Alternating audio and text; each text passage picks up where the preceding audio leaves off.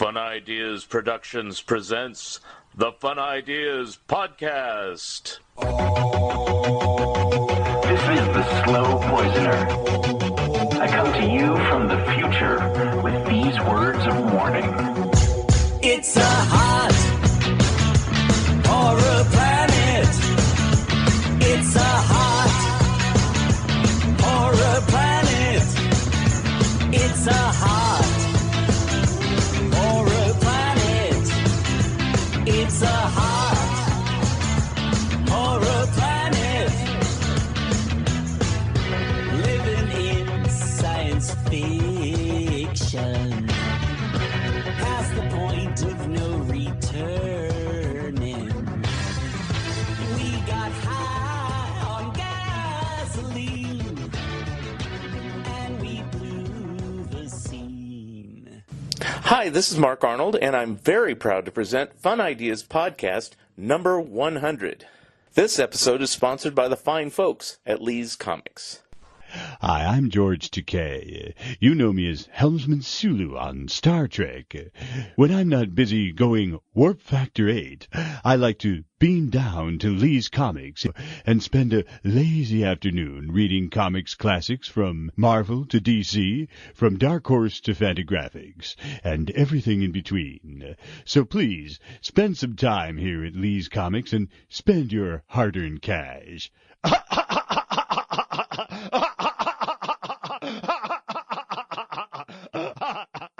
Lee's Comics eBay store is still going strong with over 10,000 vintage comics, the majority of which are now on sale. For half off, choose from Lee's huge stock of golden, silver, bronze, and modern age comics, and specializing in Silver Age Marvel titles. You can count on friendly service, accurate grading, and quick, secure shipping backed by a money-back guarantee. To check out Lee's eBay store, go to eBay. Click Advanced Search to the left of the search bar, scroll down to Sellers, and enter Lee's Comics Inc. Period. That's LeesComicsInc. Period. Don't forget the period. Lee's Comics is shipping daily with no delays. New items daily. Mention the Fun Ideas Podcast and get a free bonus gift. Long title, Looking for the Good Times, Examining the Monkey Song One by One, by Michael A. Ventrella and Mark Arnold.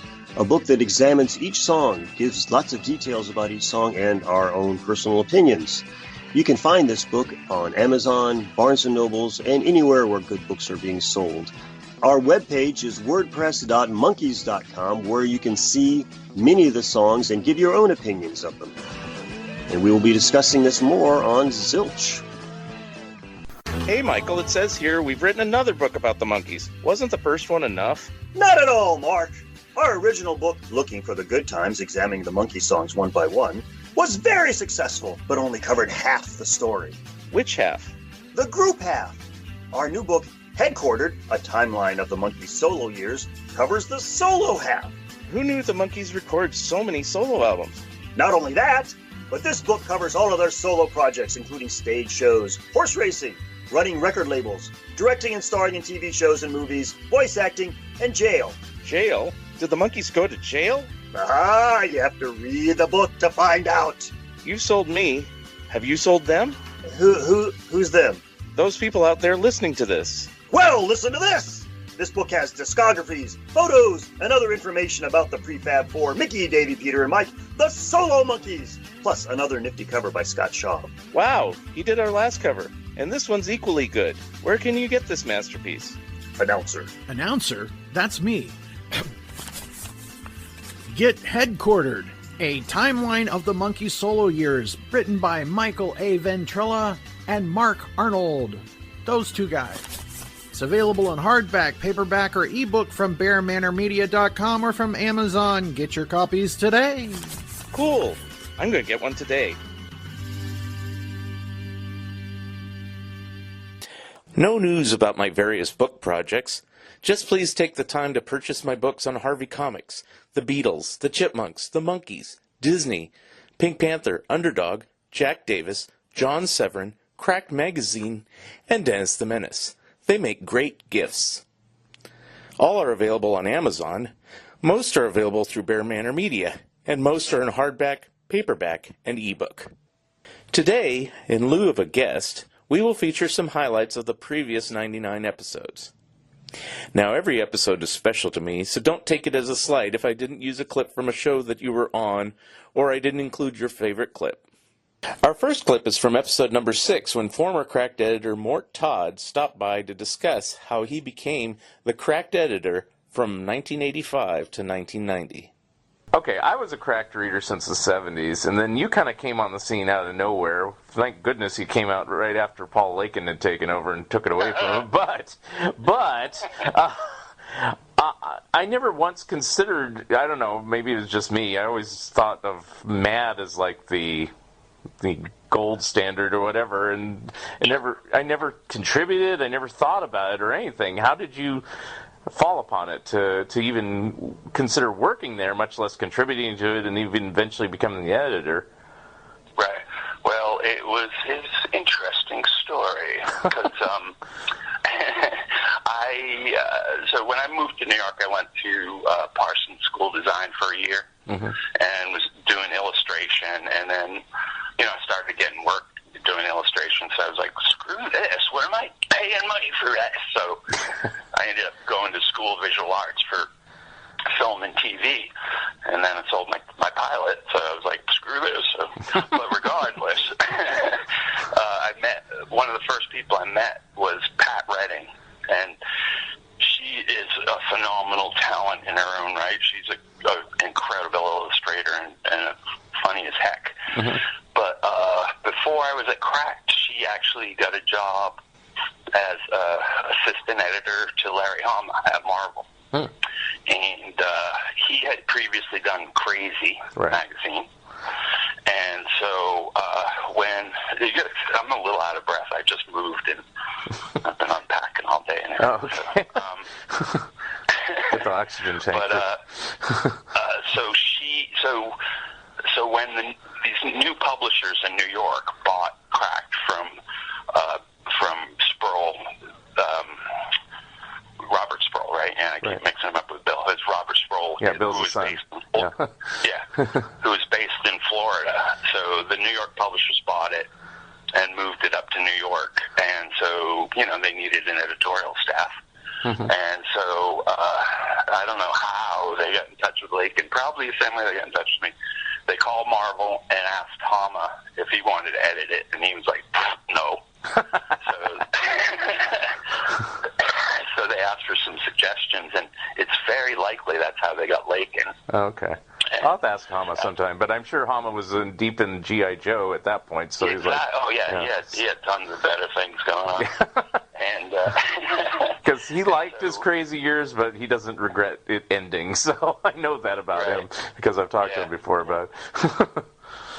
So, as some of your listeners may not be aware, Lakin had worked for every humor magazine in existence and created a few of his own, and and he was kind of regurgitating his old stuff, so the publishers realized pretty quickly that that it wasn't really appealing to the youth market, and so they were looking for someone hipper to come on as like the assistant editor or something like that. So they called Larry again, and thanks to my good friend Pat, she suggested me, and so I went up for an interview.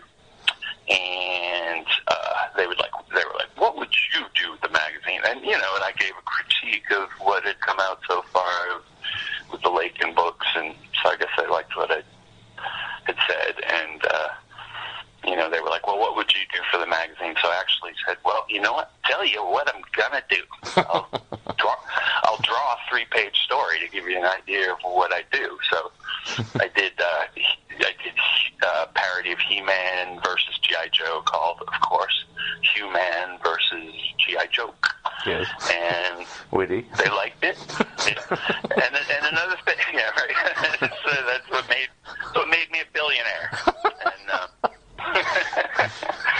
And so another thing too, they wanted someone on staff because Lakin was basically packaging it from Long Island and would bring it in. So they wanted someone in the office too. So that was me. Yeah. So they installed me on Fifth Avenue, nice little office that I was sharing for a while with some porn magazines, and and then you know, as things progress, what happened? They would allow me to do, you know, like basically commission half the book, and also actually my first thing I told them is like, hey, these issues don't have Severin, and if you don't have Severin, there is no crack. This magazine is going to die quickly without Severin. Yeah. So they were like, okay, that's your first job, get Severin. So I called Severin. And, you know, it turned out Lakin was pulling some shenanigans and, you know, offered Severin an insultingly low page rate and also wanted a kickback because he'd been getting kickbacks from all the artists and stuff. And so, you know, Severin was like, okay, I'll do it, but I don't want to have anything to do with Lakin. And I was like, yep, I promise you won't. So that started an incredibly fun relationship. Yeah. Because, I mean, John Severin is just, you know, no matter who you are, you know, everyone has ultra respect for Severin's work. He's just an incredible talent, and I was really honored to work with him and collaborate with him. And he was a bit of a mentor to me because when I started there, I was like 23, so I was still a little green. I figured I was an adult at 18, but still had a lot to learn. And so then, I found out Lakin was pulling some other cheesy things like, you know, reprinting material from like Sick or something under cracked and getting paid for it and junk. So I showed it to the publishers and they canned them. And then they started looking for another editor to take over. And meanwhile, I was just producing the books on my own, and they interviewed a bunch of people, and I was in on the interviews, and everybody was like, okay, first you should change the name and get rid of the mascot, Sylvester. And these publishers were like, we just paid, you know, a pile of money for the title and the character and junk. Why would we want to get rid of it? And so for some reason, I was the only one that saw like what the print schedule was, I guess, or something. So I just started putting the books out myself, and you know, they weren't having any luck finding an editor. And then finally, they were like, "Oh, you've been doing the book?" and then once they saw the numbers, they were like, "Okay, you're the editor." Yeah. Well, you came in just at the right time because I had started buying. I had always bought crack kind of off and on during the later Sproul years, and then when Crazy went away, I started to buy it regularly. And then when Lakin came in, I go, oh, no, not Lakin again.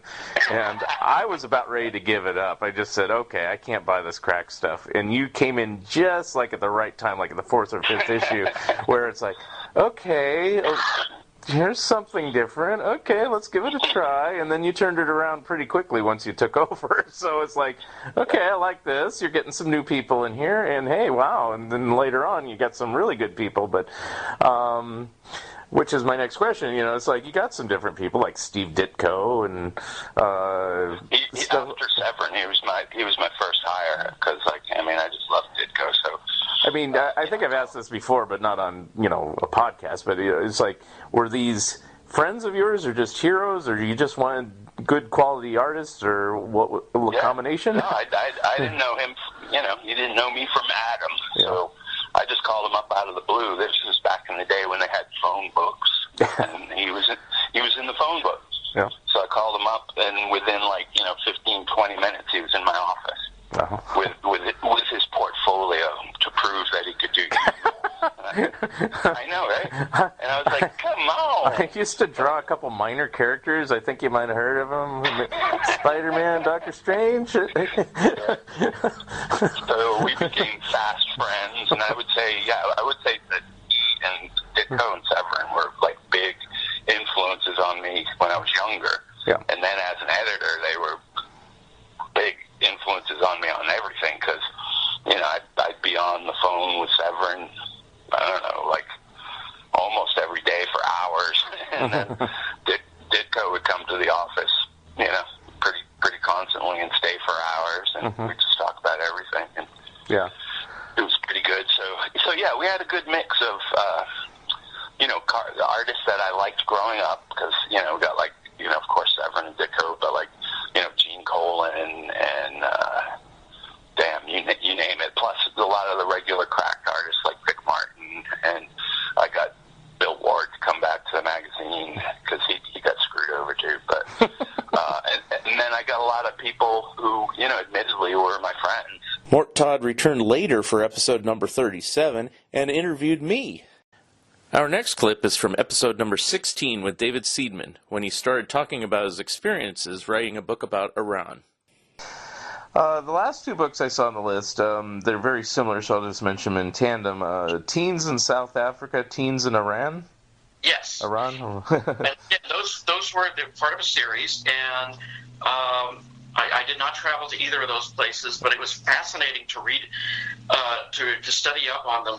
Iran in particular, because one thing I did not know is that at the time, it may still be true, the biggest languages, as far as just number of people or traffic online, were something like English, Chinese, and always third or fourth was Farsi.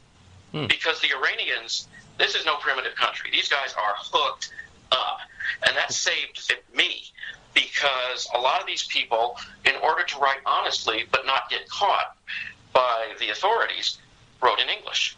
So there were these very surprisingly frank blogs out there by young people and folks who worked and knew young people, and it really helped tremendously. It also did not hurt very much. I didn't use this resource because I didn't have a lot of time, but Los Angeles has an enormous Iranian immigrant community. It is the nickname for LA is Tehrangeles. and in fact, a lot of people in Iran, there's a lot of television production in Farsi that goes to Iran, to the point where the authorities in Iran will sometimes do a sweep of houses to find hidden satellite dishes, because people are trying to get news from a free country. And they wanted it in Farsi. And that was LA. We have the Farsi speakers and the TV industry. But that was a fascinating book to dig into. For example, I found that although, yes, it is a very devoutly Iranian country and very heavily, it's a police state, and it's very heavily policed, the most popular music for young people is heavy metal. They love Metallica in Iran.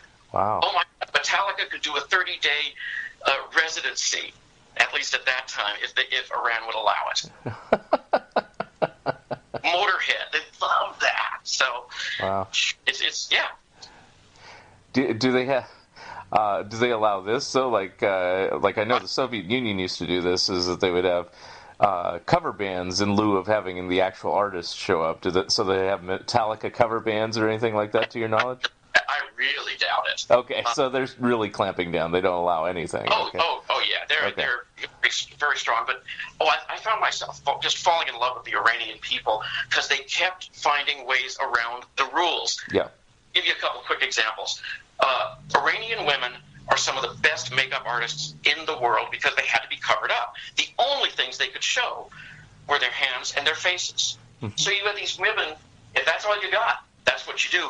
Oh my God, they were just beautifully made up. Plastic surgeons did at least, and probably still do, a land office business, because if the only thing you got is your face, well, there's going to be a lot of nose jobs. Or young men, teenagers are not, and I was writing about teenagers, were not allowed to be out with each other in public. Maybe not, they're not supposed to be in private either, but private you could hide. But, so there are no, school dances. Well, what could be done, though, and this is one of these open secrets, is there's a lot. Iran has some beautiful terrain. And so kids would go out on hikes. And, of course, the hikes would be just the guys. And there'd be another set of hikers, just the women, just the girls. And they would meet at the top of a hill or something, or in a forest, where they could get together with each other. But they left separately. It looked like just a group of guys going on a nature hike. Just another group of girls an hour or two later on a nature hike. Perfectly wholesome, no problem. Except they would get together in secret. I love people who are that good at getting around stupid, dictatorial rules. God bless the ingenuity of the Iranian people. Well, how did you find out this? I mean, if it's so secret. People blogged about it. People blogged about it. Oh, wow. So it's not that secret. It's just secret to... It's one of these open secrets where the country... They got the religious police, who generally are a terror. I think they had better things to do, or at least other things to do. Or maybe... I don't know. Maybe they preferred to bust people who had money so they could get bribes. I don't know. I have no fondness for the Iranian religious police. Mm-hmm. Neither do the Iranians. But also there were a lot of really good journalists covering Iran, going into it, writing about what the people did. Mm-hmm. Between the blogs and the journalists out there, I found a lot of, and God bless them both for their courage. Because Iran has no hesitation about expelling or imprisoning journalists, or attacking or even killing their own people. So, yeah, I mean, look, I'm having a good laugh about this, but these people, oh my God, the bravery of the Iranian people and the journalists, Iranian and foreign, who covered that country, holy hell. I have such admiration for them. Now, did you have any trouble with the book, or is it just like you just did the book and that's it? I just wrote it. The publisher put it out. Okay. That's it. I would imagine it's not being published in Iran. I bet. That's true. But, yeah, Iran is one of those places. Russia is like this, too, from what I've understood. Terrific people, terrible government. Seidman also discussed his book about South Africa, which made for a great show. Author and collector Denise McKinney appeared on episode number 19 and again on episode number 69. On number 19, she told me a brief history about matchbook collecting, which was fascinating. I know you're into things like matchbook collecting or match cover collecting. I don't know the proper term. How did you get interested in collecting things like that and other vintage ephemera? Well, I've always kind of liked older things. I grew up in the 80s, so I love 80s things, but my neighborhood was heavily developed like in the 1950s and 60s, so I kind of got a taste of it just by shopping, going, throughout my neighborhood. I've always liked old TV. It's just history has always been my number one subject in school, so I don't know, there's just something about the old way of life and vintage things that always appealed to me, not just the history part of it, but, the artwork or the typography, and just, I don't know, it just seems like people cared more back then, and that shows in any kind of collectibles, ephemera, anything from that era. So I've just always had an interest in it. Okay. In regards to your match cover collecting, what do you consider your prized possession? Well, everyone has their own different prized possession, or the Holy Grail. There is a Holy Grail when it comes to matchbook collecting, and that is there's two. They're Charles Lindbergh covers from 1927. Oh, wow. They only made a few, because one was for a dinner, one was for a luncheon in 1927. They're rare, though, because, like I said, there wasn't many produced, and there's a typo on them. One says captain, one says colonel. Oops. So those are the Holy Grail, but they're not my Holy Grail. Oh, okay. Yeah, I mean, people always ask, like, what's the Holy Grail? I'm like, well, technically, but every collector has stuff they're interested in. Mm-hmm. One of my favorite covers, and I always tell people, I guess it is my absolute favorite cover, I have one from Rodney Bingenheimer's English Disco that was on the Sunset Strip in, the 70s. To me, that's my Holy Grail, because how many of those really existed? I mean, not existed, but came away from there, that weren't destroyed or completely used up or damaged. And, it is a part of L.A. rock and roll history, So to me, I love that one. That's one of my absolute favorites in my collection. But everyone has their own different holy grail or favorite matchbook. I know when you posted on Facebook, which I'm really impressed with, you can describe it better than I can, but it was something to do with Kentucky Fried Chicken or something like that. With Oh, yeah. No, that is, I guess that's my second holy grail. Okay. Well, I don't know if it's holy grail, but I remember it was. I was impressed with it, and I don't even collect the things really. Oh, okay. Well, yeah, no, it's they put these out, I want to say in the 50s. It's a Kentucky Fried Chicken, and I don't know if they gave them out or you were able to buy them, because a lot of places sold, the nicer matches or sets of matches, like in a gift shop or things like that. Kentucky Fried Chicken doesn't have a gift shop, so I'm assuming these were probably given away like at a grand opening or something like that. But it's a box, and it has 3 buckets. Well, they're supposed to be buckets, but they're barrels of matches, and they look like Kentucky Fried Chicken, buckets of chicken. But the box itself has like all about the 11 herbs and spices, and it has Old Kentucky Home on it, and all kinds of stuff. And those are not necessarily super hard to come by, but in great condition, they're hard to come by. So I was very thrilled I got this, and someone gave it to me like from their collection for my birthday, so it made it even better. But you're right, it's pretty amazing that, like I said, it's survived that long in such great condition. So I do love that one too. You're right, I did make a video about that one. So, I forgot. Are they wooden matches or paper matches in that case? They're wooden. Okay. Because if it's in like a barrel or in a matchbox, those are wooden. The only paper ones are on an actual matchbook. So. Okay. And are there any now that you're kind of on the lookout for? Well, we all have our categories of different ones we collect. I'm somewhat a collector that I really don't collect new matches, and I know a lot of them do. Like you'll see it on my Facebook. People will be like, "Well, you went to that restaurant. Did they have any matches?" I didn't ask because to me, I like the vintage ones, and I like the history of it. Newer matches are hard to find, but they are coming back. It's mostly matchboxes are coming back, and it's more like hipstery restaurants or upscale restaurants are coming out with more matchboxes, and casinos, because that's the only place you can still really smoke is in a casino. But I just with my categories, I just look to try to fill them out as best as I can. But new matches, there's nothing really I'm looking for new wise, unless it's just funny or hysterical or there's something about it. But I just keep collecting, and my categories change all the time because you got to keep it fresh. So I'm always on the lookout. So vintage wise, what are you looking for? Well, the elusive. No. I know I'm trying to condense it because I can go on and on about matches. Right.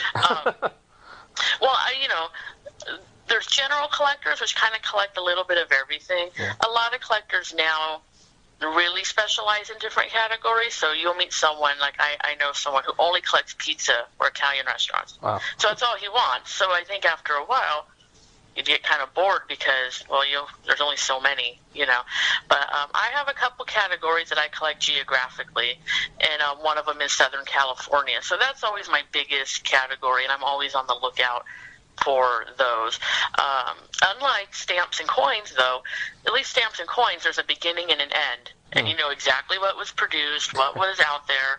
So you have something to go off of. Matches is never ending. So you might think, I have a pretty good, Hollywood collection. No, you'll find some more that you didn't have or didn't even know you existed, and you're like, So I'm always trying to build up my Southern California collection. Other categories I collect just to keep it fun. I collect what I call party animals. So it's animals that drink on the cover. And there is quite a few, really, if we're looking at bars and lounges. I like cannibal animals. So it's like a steer holding a steak. Like Sizzler. So that's another category. I like cafeterias. What else do I collect now? Dogs, World's Fair, Route 66. And then there's always subcategories of categories, I do collect, I used to collect and I know it's not being right, but handicapped people, but it's not bad because you just need new stuff and you need something new to hunt. So that's a whole new thing. Like, oh, here's someone in a wheelchair. I'm going to add it to my collection. You have to keep it fresh and you have to think outside the box just so you're not getting bored of matchbook collecting. Mm-hmm. But I have a lot of little subcategories, because like I said, you got to keep it interesting and fun, and it is never ending. And I assume because, I have a few matchbooks, and I'll talk about them in a second, but I mean, in collecting, it's more prestigious or desirable to have the actual matches still in it rather than just the cover itself, correct? No. Really? Oh. No. Oh. Yeah, you can. No, you can collect however you want. Okay. We never tell you, don't do this, don't do that. Well, I know, like in comic book collecting, they're really kind of about things, so I thought maybe matchbook, maybe they're a little more lesser. It is. No, it is. And you really can collect how you want. Mm-hmm. But mostly, traditionally, in the hobby, and you'll hear me refer to that because there's people who collect matches, mm-hmm. but they're not in the actual, the hobby is what we call it. So they don't participate, in clubs or the conventions and things like that. So in the hobby, and I'm using air quotes when I say that, the hobby, they suggest you take the matches out, which is called shucking. Denise McKinney also discussed her love of Morrissey and of restaurants. Comics historian Bill Schelly gave me a great interview for episode number 29 before he passed away a few months later.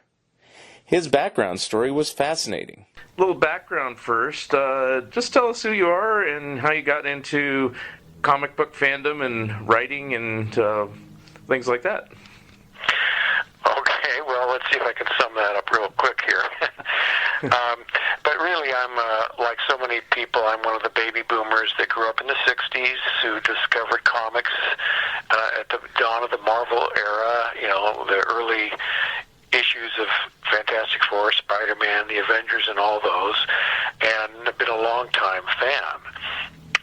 At the same time, I was also very involved in comic fandom, which was, of course, still exists, but it was the beginnings of a group of people that were getting in touch through fanzines and small Comic-Cons and so on in order to talk to people who cared about the hobby, because at that time it was a small hobby and not that many people were interested in superheroes or comics in general. And so when I got involved in that as a teenager, I immediately decided I wanted to publish a fanzine. Mm-hmm. And so at the age of 13, I was publishing a fanzine in 1965 called Superheroes Anonymous. Mm-hmm. Where that title came from, I have no idea. It makes no sense, really. And of course, at 13, what do you have to say? It's so funny, when you think about it. But of course, many kids have their own little neighborhood newspapers and so on, and so it's a common thing for kids to kind of try to publish their own little thing, and I did, and that's how I kind of got deeper into fandom and comics throughout the 60s, and published a fanzine called Sense of Wonder, which became kind of a slick, professionally printed fan magazine in its later issues. And that ended when I graduated from college in 1973. Mm-hmm.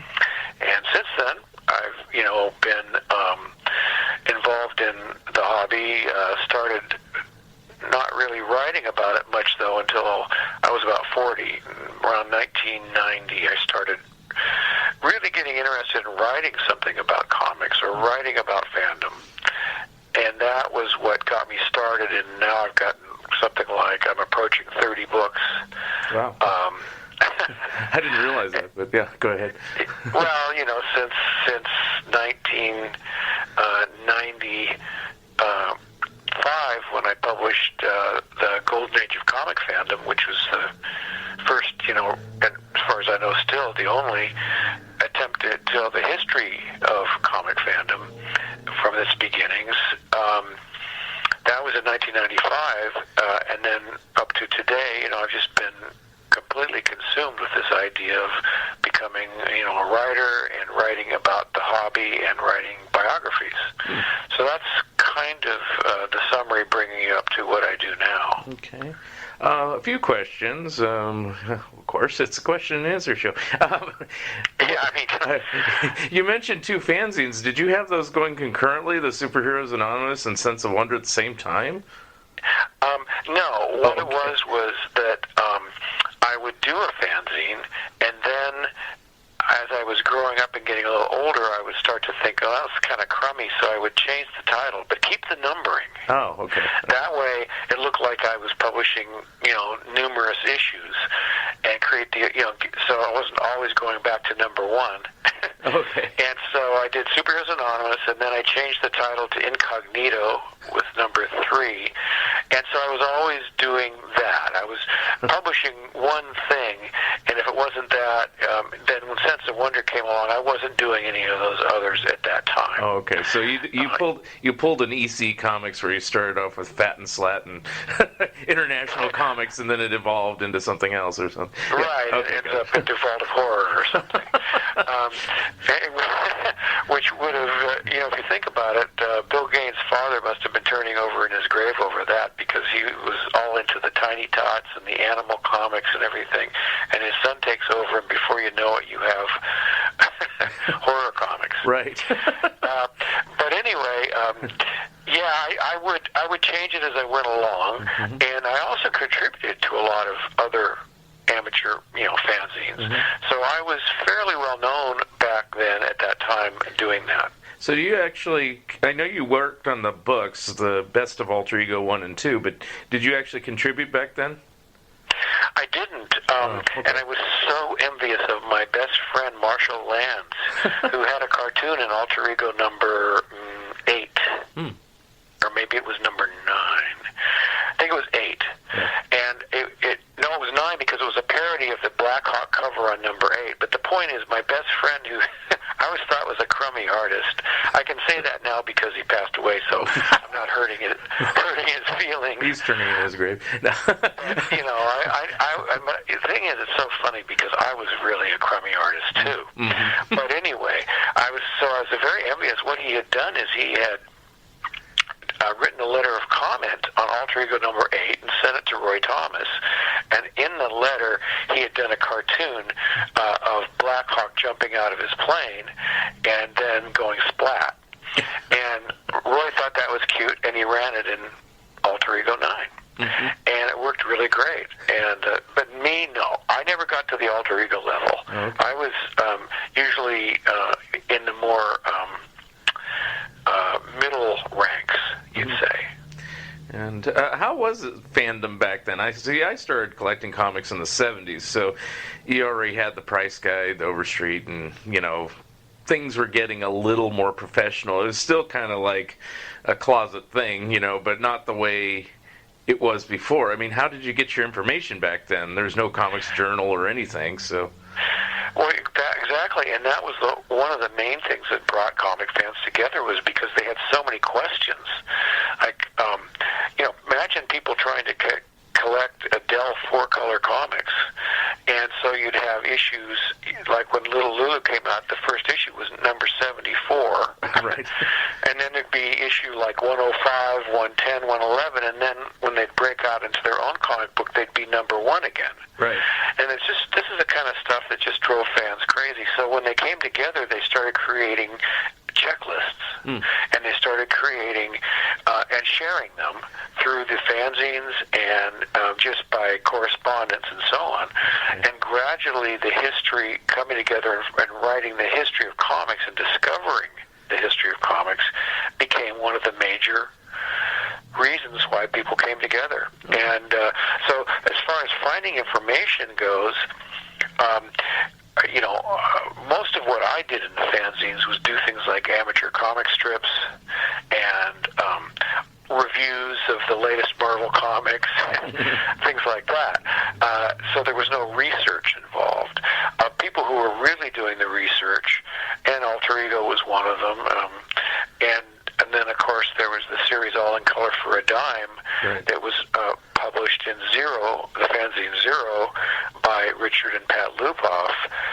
Were doing articles on Golden Age comics, and so you'd read those, or you'd look at cover reproductions that were in a few fanzines here and there, and so you could see what appeared on the covers. But boy, it really was a different time because you just didn't know. For example, I wanted to buy a Golden Age comic book, and I couldn't afford much, so I'd order like a Daredevil comic book from the early 50s. This is the earlier version of Daredevil than we have today. Right. And Daredevil didn't appear in his own title after the 40s. His title was taken over by a group of kids, funny comics called the Little Wise Guys. Well, I had no way of knowing that. I just thought I was getting it for $3 or $2. I was getting an old Daredevil comic book. So I got it, and I went, oh, this isn't what I hoped for. And so, you just didn't have sources of information. Schelly was a great guest who is still missed by me and this show. All of his books are excellent.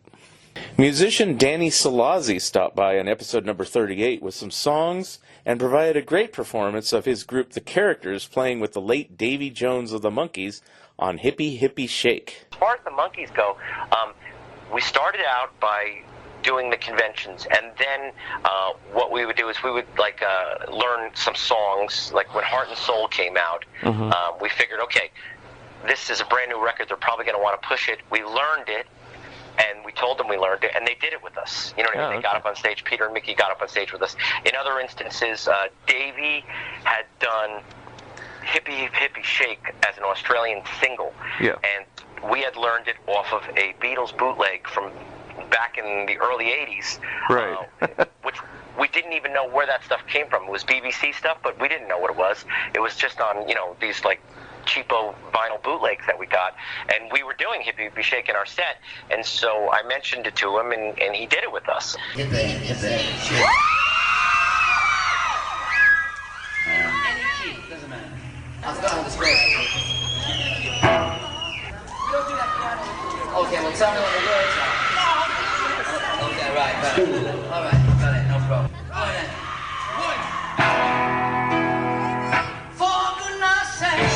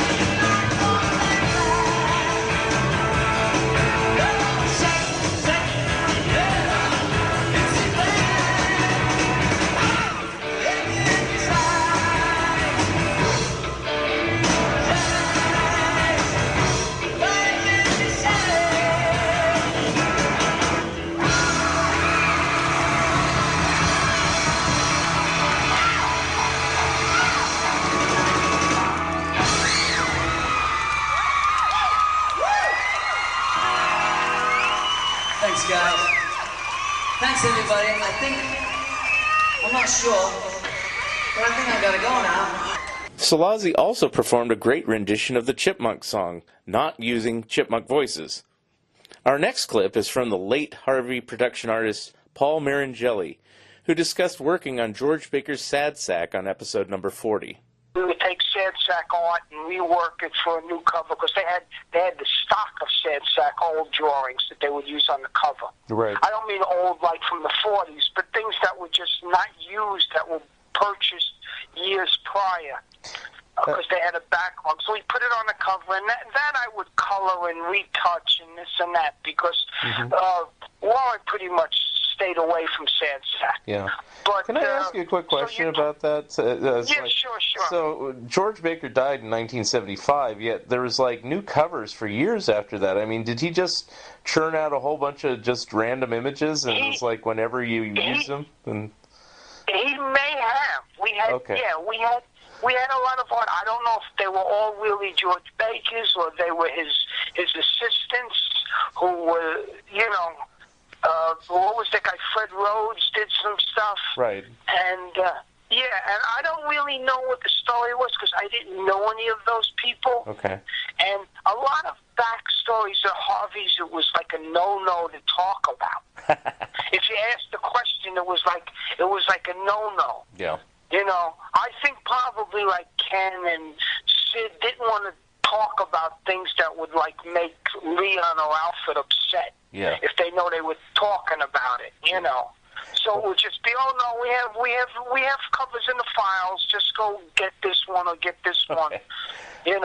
I know Sad Sack was kind of its own separate thing. I mean, I don't know. Did you even work on any of that stuff? Oh yeah, I worked on a lot of Sad Sack because I never wanted to touch it. Oh, okay. So like I would sometimes go through artwork and like update it a little bit, or if they had something that they wanted for the cover. I remember once they did a cover. I forget exactly what the drawing was, but there was a drawing of course, Sad Sack and the Sarge and some kind of weird thing, and it was going to be put on like a December cover, but the drawing was supposed to be the summer. And my assignment was that, and of course they're in the Army uniform, so you can't tell if it's summer or winter, but the background was like a summer scene, and I was told to put snow on everything and get rid of the sun. And I had to draw snow on the rooftops and on the ground. Oh boy! So it looked like a December scene. But unlike copying Warren, it isn't too hard to copy George Baker. At least not for me. I can see what you mean. Maringelli told me many more great stories about his years at Harvey. Scott Shaw appeared on episode number 46 and told me some funny San Diego Comic-Con stories. Before this happened even, it was, I think, at the first, no, by this time it probably had happened, but it was at the first Comic-Con that was at the El Cortez Hotel. Mm-hmm. And my friend Terry Stroud had brought a huge Roman candle. And the way that the El Cortez was constructed, it kind of surrounded the pool. The pool was in the middle of it, and so there were rooms going high up on two sides and really high up on the third side. And we were down by the pool, and Terry pulls out this firework, and we're going to set it off. And Jack walks by, and Terry yells out, "Hey, Jack, you want to light this thing?" And Jack starts walking over, and he goes, I'll never forget, Terry goes, "It's the boom tube, Jack." For this new fourth world, new God stuff. Jack, just for a second, he comes over, and I remember really, he had this look in his eye like, yeah, that'd be fun. And then he says, boys, I don't think then he suddenly, because he's looking around, he's realizing I could set fire to the hotel. And so he walked away, and we set it off anyway. It didn't set fire to the hotel, but it certainly could have. Yeah. Shaw drew the covers to both of my Monkees books. Peter Bagge was the editor of Weirdo and also produced Neat Stuff and Hate. Here's his story about his characters, the Bradleys versus the Simpsons, from episode number 57. Early on with the Bradleys, this might be walking on little eggshells or something, but I'll ask anyway, and then you could say no. Did you have any issues or anything with Matt Groening or anything? Because Simpsons was the same sort of idea, at least initially, of, like a bickering family.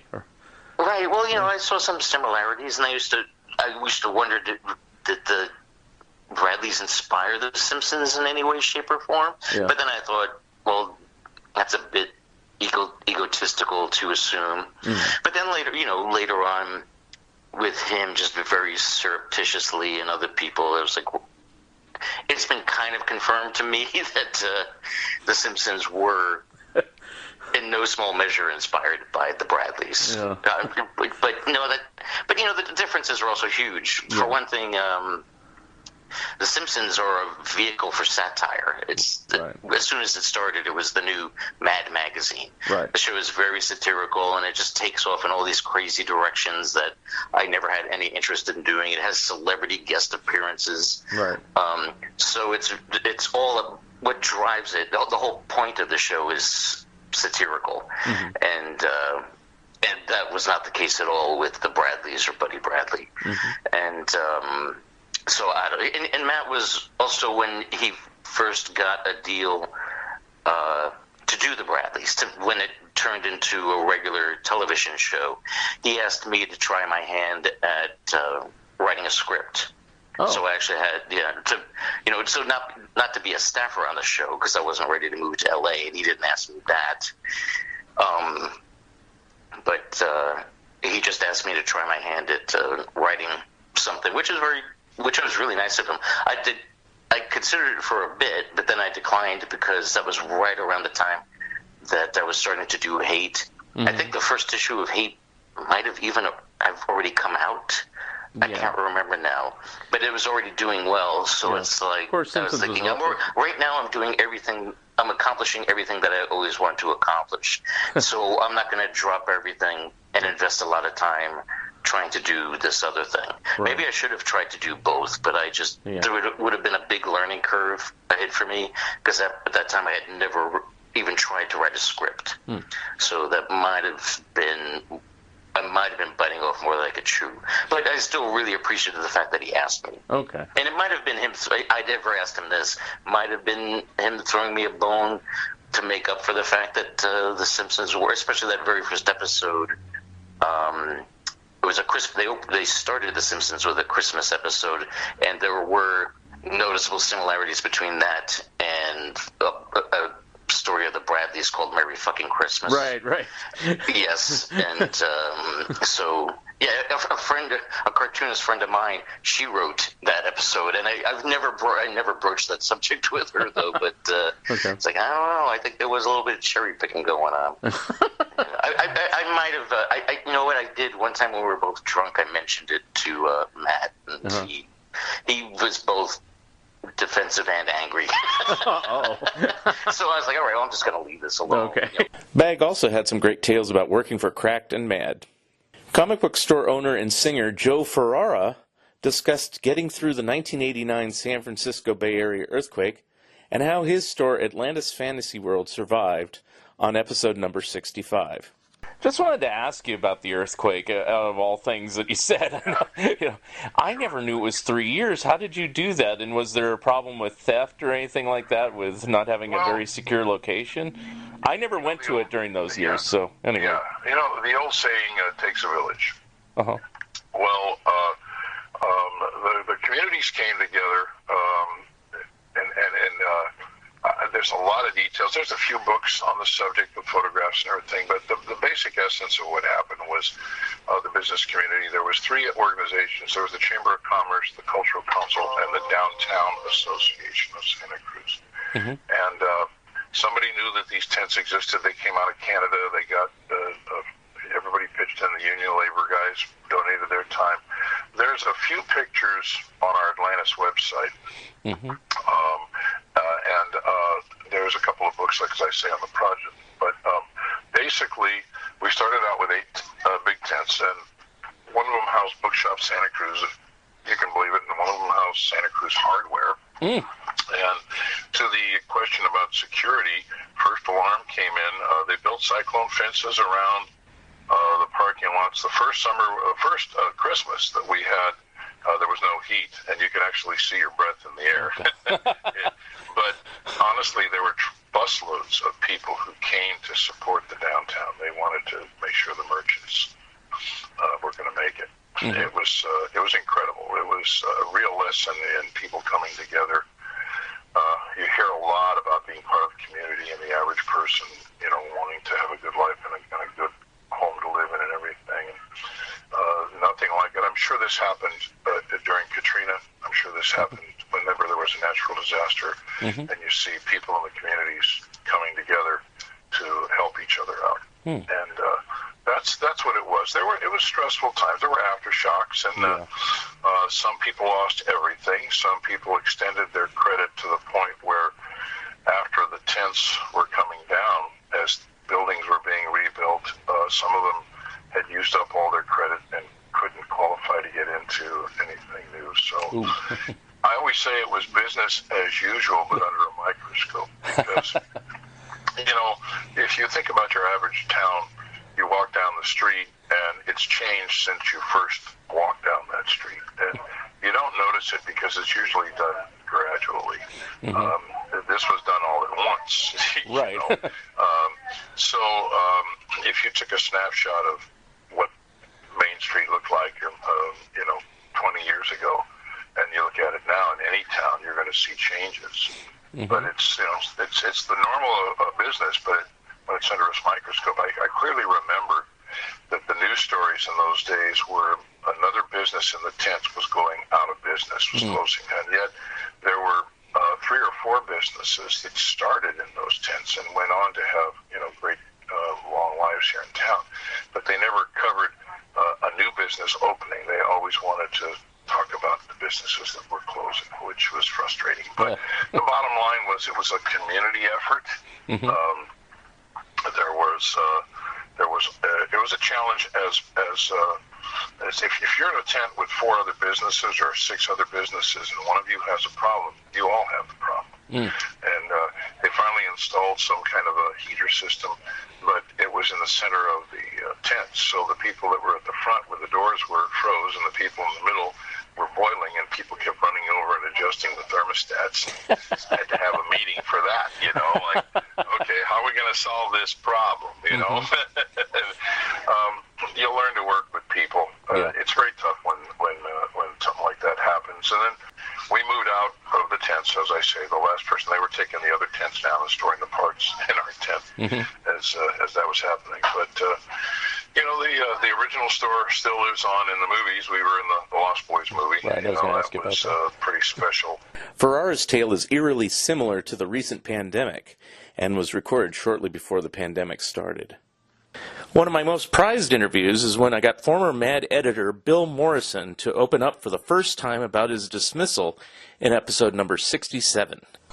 So I guess my final question before we go, and we talked briefly before we started recording, and I understand the sensitivity of it, but I have to ask about the Mad Magazine situation. I mean, you were all hired on to become the new editor when they moved to Los Angeles, and then a year later, you were no longer the editor. So what can you tell me about that situation without stepping on any fingers or anything like that? All I can tell you is I love DC Comics. I love the people there. I don't want to say anything bad about anybody at DC. It was painful losing that job, and it was it's still difficult to think about it. I think because of the fact that we were doing really good work. The subscription numbers were actually up from when I started. And that may be because everybody wanted that little mini tiki mug that we offered the subscriptions. Right. But, I feel the seven issues that I did, I feel really good about. I think they would have, all of us, everybody on the team that I hired, I think we would have gotten much better.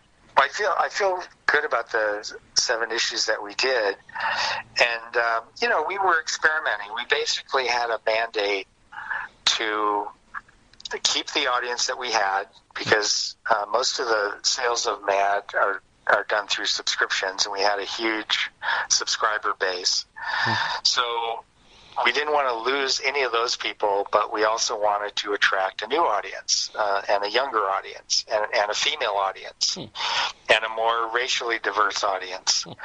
Because basically the people who were subscribing to Mad were either 11-year-old white boys, 11 to 16-year-old white boys, and then 45 to 60-year-old white males. That's me. Yeah, and that's basically the Mad fan base. Not exclusively, of course, but predominantly.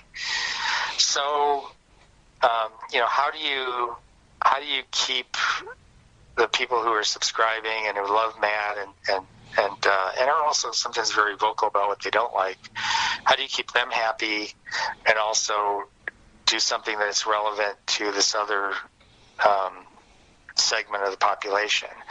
So I think we were doing that pretty successfully. I think given more time, we would have done it even better. Yeah. We would have fine-tuned it and found a way to really keep those rabid Mad fans happy and also bring in a whole new audience. But we just weren't given enough time, and I think maybe priorities changed at Warner Brothers. Yeah. People were brought in who were not as big a fan of Mad as those who were in charge before at Warner Brothers. Right.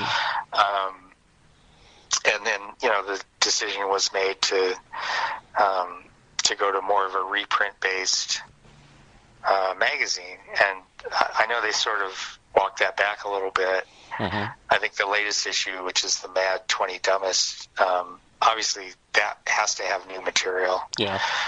But the next one that comes out after that, I have no idea. I mean, I have it, and it proudly proclaims on the cover 12% new material. So 12%. Okay. Yeah. that makes sense, because I know they wanted to keep Spy vs. Spy, and they wanted to keep Sergio involved. Yeah. I don't know how much he's doing in the magazine now. But I haven't read it yet, so I don't know if there's a new Sergio or not. I know Jaffe, it seemingly is finally retired, so yeah.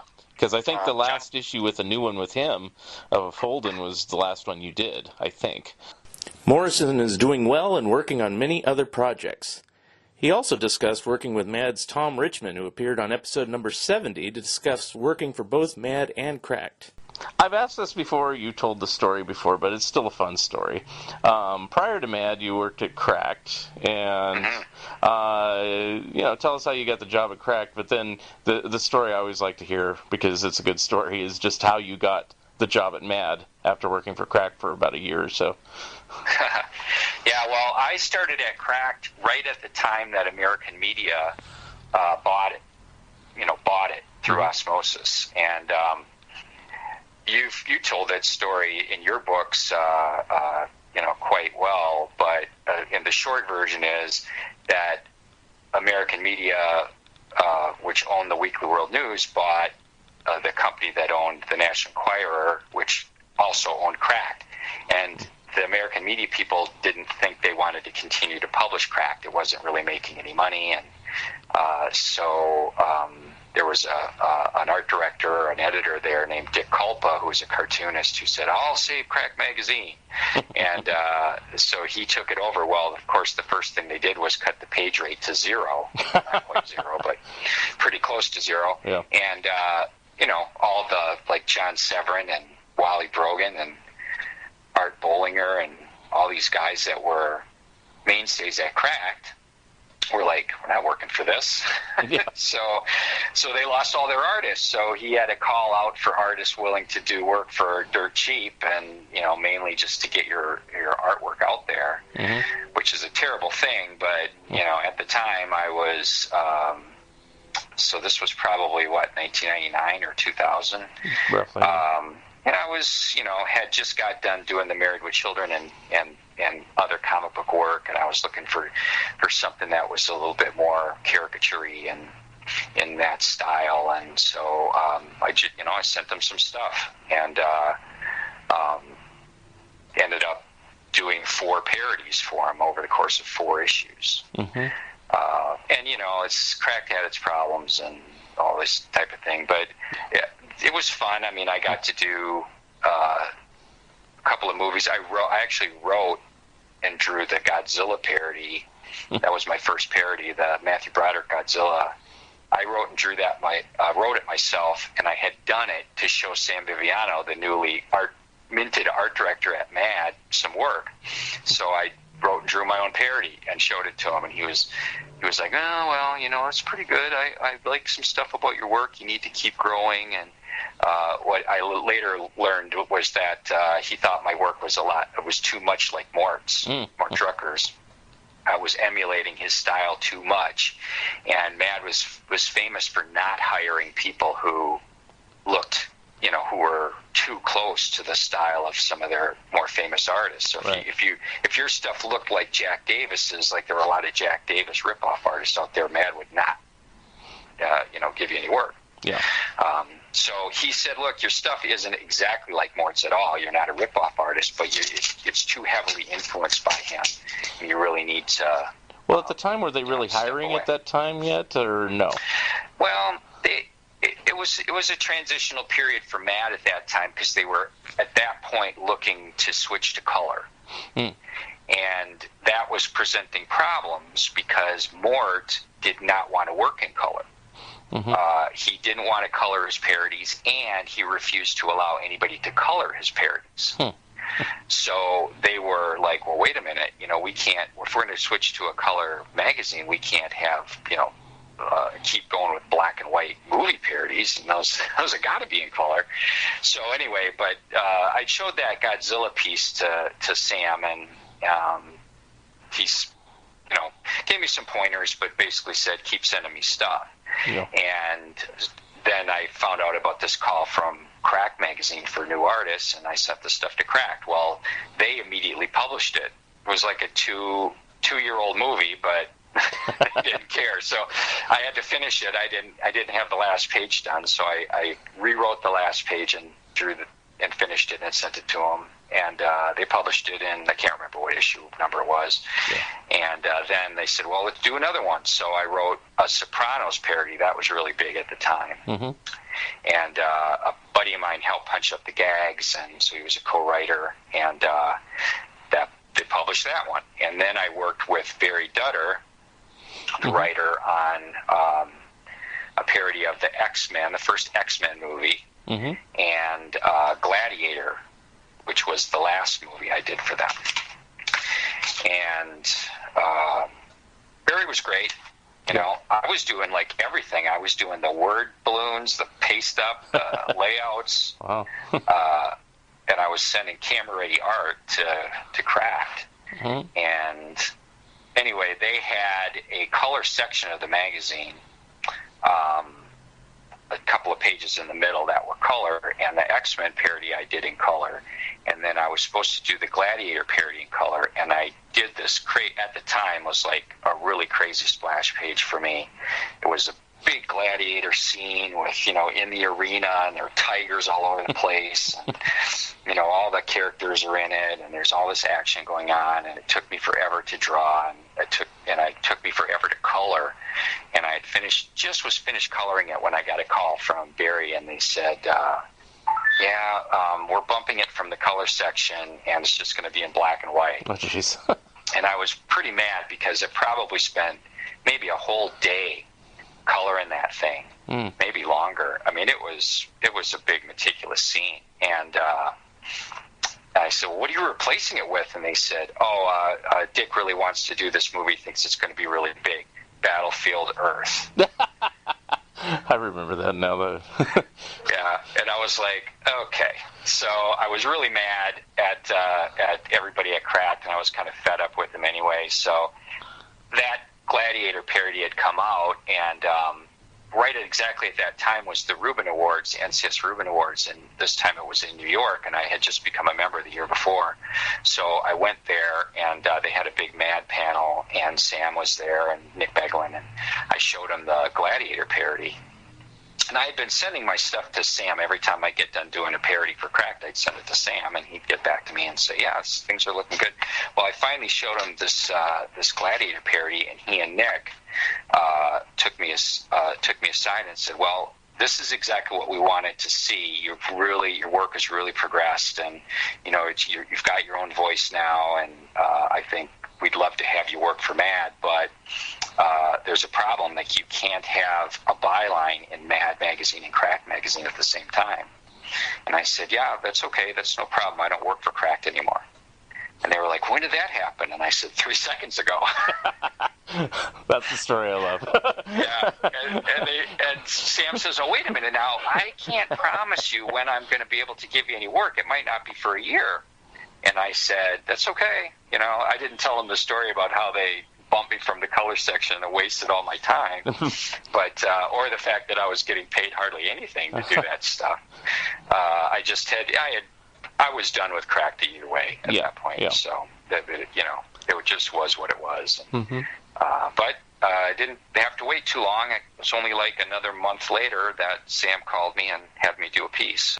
Richmond has recently completed a Kickstarter with Desmond Devlin that contains new movie and TV parodies since they no longer work for Mad. Danny Fingeroth was a close friend to the legendary Stan Lee. He discussed his book about Lee on episode number 75. I sent him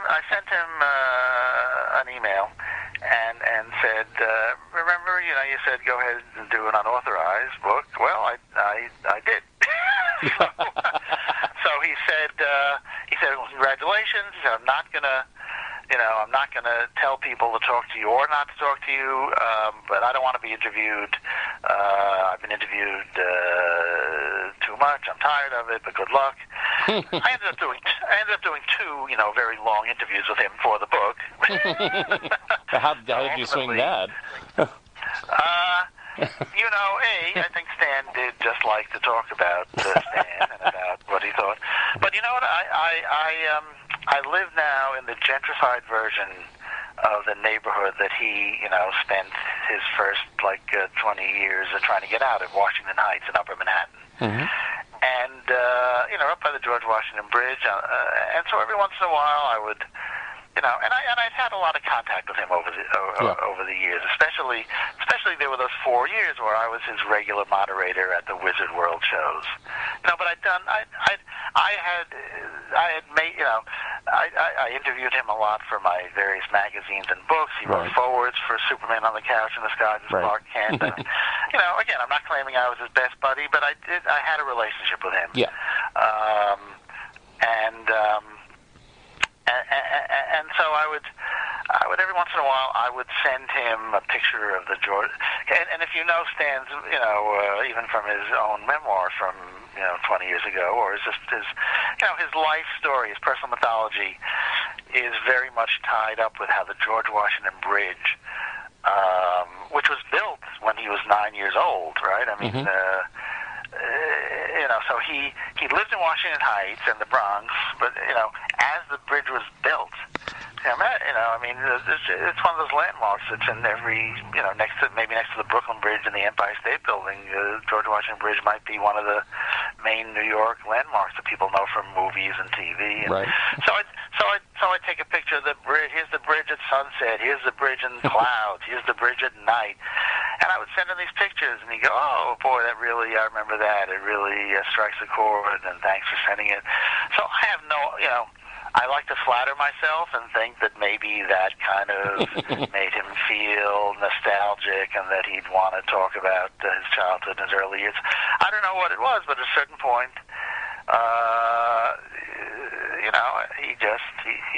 he agreed to do an interview, which lasted about maybe an hour and a half, and then a follow-up that lasted another hour and a half, 2 hours, and I had a lot of, it's funny, I'd done many interviews with him both in public and then just over the years. I say for my magazine, I'd had some interviews I did with him, and Roy and I did that Stan Lee Universe book back in 2011, and I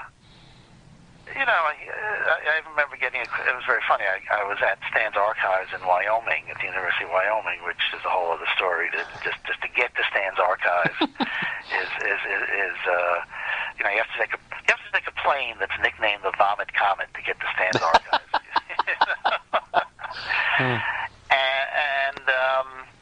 And I remember I'm out there, and they're great. The people there are great, and it's very interesting. It's called the American Heritage Center, and it's really a terrific popular culture archive. And they've decided, at least as far as comics, to make their specialty be comic book editors.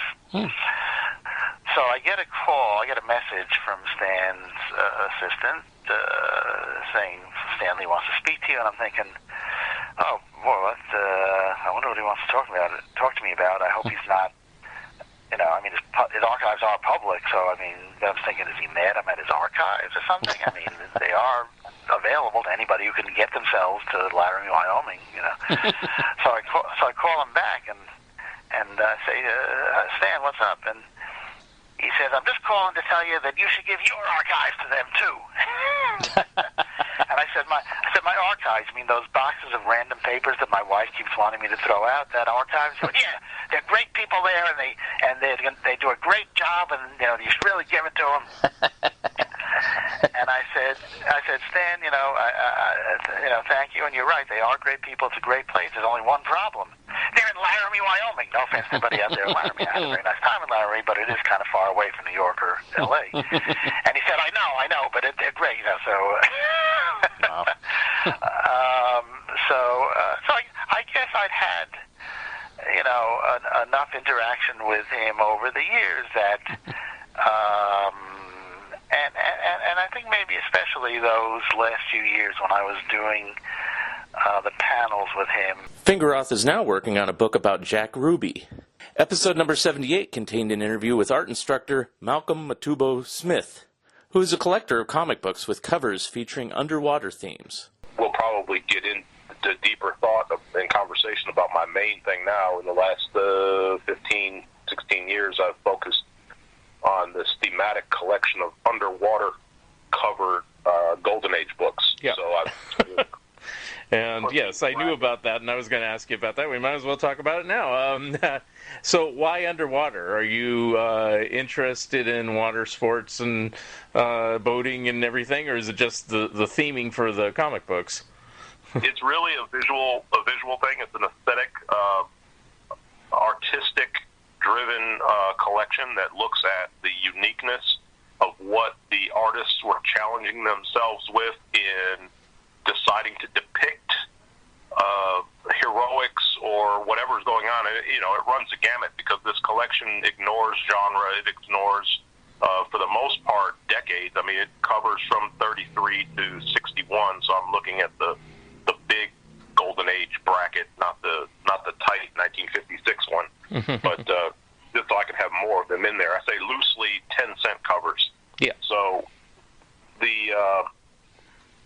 there's something going on when the artists decide that they're going to try to depict a substance for actions to exist within. It isn't just, you can see Superman floating through the air or even flying in space or whatever. There's no particular thing going on artistically to sort of depict the atmosphere that they're in. So there might be a few examples here and there of clouds or maybe smoke wisps here and there, but the idea of something being submerged and then coming up with the graphic clues to tell you that something's underwater, I just find them incredibly beautiful, fascinating, and I wanted to collect every single example. My gateway drug was Whiz Comics number 19. Like I had seen, obviously, lots and lots of Golden Age books in my life, but I think I'd probably try to put a date on when this actually started. It was before I moved to Bloomington, Indiana. So I was teaching at Western Kentucky University down in Bowling Green, Kentucky, when I landed my Whiz Comic 19 for the first time. And it was on the strength of that cover, the structure of that cover, the graphic design, the fact that the tail of the shark that Captain Marvel has him in a headlock. Okay. It rips through and sort of obscures the masthead of the title itself. So even in their infancy, they're only a year and a half, 2 years old at that point, they were willing to obstruct a huge portion of their graphic letter structure at the top of the page for the value of this amazing heroic feat. And then, so you have characters floating underneath there. So you have this young woman floating in the water, and Captain Marvel's hair is being affected by hypothetical water undulations, and you've got bubbles. And, all that stuff just fascinated me. So I just wanted to have every single copy. Now, it's interesting that you like the underwater covers. At the same time, you said Hulk was your favorite superhero, why not, like, say, Submariner or Aquaman or something like that? Well, surprisingly, there's very few. There are no Golden Age depictions of Aquaman underwater. And I don't know. You can correct me if I'm wrong, but I believe there's no actual Golden Age cover appearance of Aquaman in More Fun Comics, even, where he first appeared. There's not a single Golden Age Aquaman cover. Smith is hoping to complete his book about his underwater comic books soon.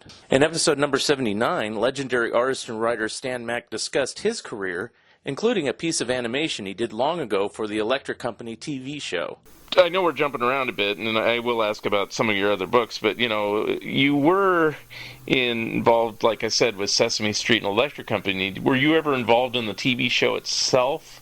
Like, did they ever do any animations of your work or anything like that? Yes, I did two Okay. animated shorts, one of which won an award in someplace in Europe. I forget how they came about. I was connected to I had some friends at a little animation production house. I think it was, God, you know, I think the name just popped in my head. I think it was called Ovation. Mm-hmm. Okay. They're long gone. With them, I did two short animated pieces having to do with English. Okay. I forget, an IR, an EAR, the sound, the AR. I think it was called A Bird in the Car. It was a giant bird sitting on top of a car which was speeding down the road. And I don't think the people in the car knew the bird was up there. Mm-hmm. And somehow it was about ER, AR, IR sounds and you know, teaching the kids about that. And the other one was something similar. It was about a parrot in a cage in a house, in a room, and somebody knocking on the door and parrot answering it. I can't tell you now the punchline. But anyway, I did those two and would have liked to have done more, but somehow, you know, if I go through boxes of my old sketches, and there are a lot of them, I find that there are pitches for animated shorts that I never followed through with. I think like any writer, and maybe you have this both ways, over the years you come up with ideas that get halfway through, you don't know what to do with them, how to end them, who to pitch them to. Yeah, and you get sidetracked. They're any good, and they end up in a big box. Now, you mentioned that one with the parrot. It's not the one where it's the plumber that he's knocking on the door. It is that one. Okay, I love that one. You know, where did you? So you must have seen that. Oh, I know that one by heart. You know, it's like, and the parrot says, "It's the plumber. He's come to fix the sink." Exactly. And the guy has like a heart attack and dies, and it's like, wow, this is pretty cool for a kid's show. The guy dies. See, I should have kept going. I probably had a career, but no, you guys. No, that's a very memorable one. In fact, a few years ago, I think it's Shout Factory is the label. They put out the best of Electric Company and put out complete episodes, and I believe that segment's on one of them somewhere. But you know, it's like, but it was a very memorable one, and people would say that at school. They'd go, "It's the plumber. I've come to fix the sink," you know, just because it was so ludicrous, you know. Wow, this is a revelation. Well, I hope that maybe you can send me, if there's any way I could get to see that. It might be on YouTube, but yeah, I could find it and see if I can send you a link. See if you can find it. Send me one. Mack is still working today, compiling interviews with people as they go through the pandemic. One of Mack's National Lampoon colleagues was B.K. Taylor. He was interviewed on episode number 80, where he discussed his career working with Tim Allen on Home Improvement. Tim Allen, we live in the same area, ironically, and he was a big fan of the Appletons and followed it and would bring strips into the comedy club here called the Comedy Castle, Mark Ridley's Comedy Castle. And someone finally said, you know, I think he lives around here. And he said, no, he's probably out in New York. And they said, no, I'll see if we can contact him. So they contacted this guy, Bob Elnicky, who knew Tim and I, and they put us together, and we found out we had the same sense of humor, and then take a few, like in those old movies where the calendar comes out and swirls another year or so. He was discovered by Katzenberg and Eisner in the Comedy Club in L.A., and they offered him an opportunity to have his own show. And they offered him, he was supposed to, they had said, we think it would be great for you to be a policeman, like one of those canine police officers. And he turned it down. And everybody said, you don't turn down Katzenberg and Eisner. And he did. He had the guts. And he apparently brought up the Appletons, and then when they started production and so forth, he'd come back for a party, and he said, would you like to try out for the show? And I said, sure. Now, I was used to writing vignettes. Basically, that's what, my page was for the Appletons. There are a couple in the book that are multi-page, but basically that was it. I wasn't really used to a total format of writing a sitcom. And so I thought, I'll try it anyway. And so I wrote a sample script. I sent it to the producers, and they brought me in. And when you go to do a show, it's like submarine duty. You have to make sure that everybody likes you, and if you're a problem, they don't want you on board, because sometimes you're working till 3 o'clock in the morning. And if you are one of the rabble-rousers, they don't want you there. So they literally sat around me in a circle and just pounded questions at me. And apparently I was able to pass muster and did my first intro into sitcoms. And so here's where it gets dicey, is I was brought into Burbank, and one of the producers introduced me as Tim's friend. And that's like the scarlet letter. Right on your forehead, you're branded as a squealer. And so for the first month or so, I would come in the morning, and I'd see some of the writers talking in the hall or whatever, and everybody would kind of stop and put their heads down. And I'd be like, morning! Morning. And whisper to each other during certain, gags or whatever. And I thought, boy, this is going to be a tough road. And I had to kind of prove to them that I wasn't going to go over, because what usually happens is the writers, if a gag dies, the writers blame the actors, and the actors blame the writers. And they'd keep, they would think I'd run to tune.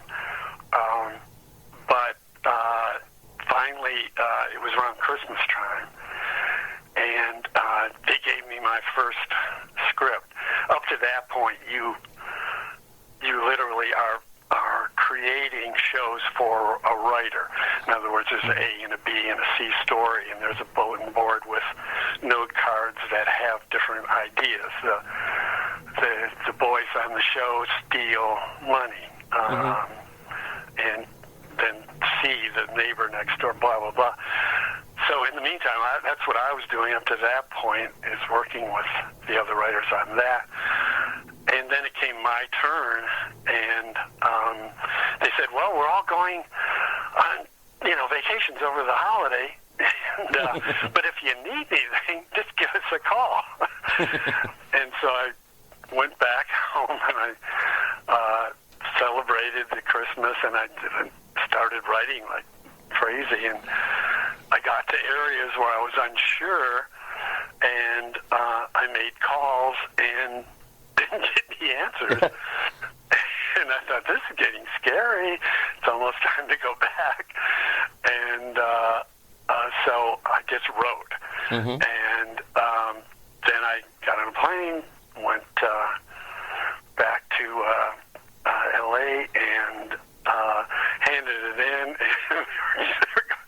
Oh my God! With my imagination, it was the camping episode was the first one, and they said, "Oh, this is a little cartoony." I had Bigfoot possibly coming at the end. The rest of it pretty much stayed, but it was the Binford Tools camping episode, and we worked on it, rewrote it. The other writers, of course, were looking at me like, "What are you doing? This thing is huge." And what eventually happened, I remember I called my wife and I said, "I think this is going to be over very soon," because I just walked to the soundstage where they were rehearsing, and all the writers were ahead of me, kind of like, like animals do when an animal's dying. They leave them to die. And I remember it was kind of windy, and actually a little piece of sagebrush blew by me. And I thought, oh God, this is so horrible. And they did some rehearsals and so forth. But it was so big, the script was so big as far as budget, they had to, for the first time, use 2 sound stages. Oh, wow. Yeah, and they're afraid of the audience losing the energy while walking from one sound stage to the other. And so the punch-up person, this Billy Rebeck, was really working the audience, trying to keep them, escalated. And I just walked over with everyone thinking, oh my God, I'm the one that's caused all this. And then we got to the other stage, and they had like a band going, beep, beep, beep, beep. I was going, oh my God, this nightmare doesn't end.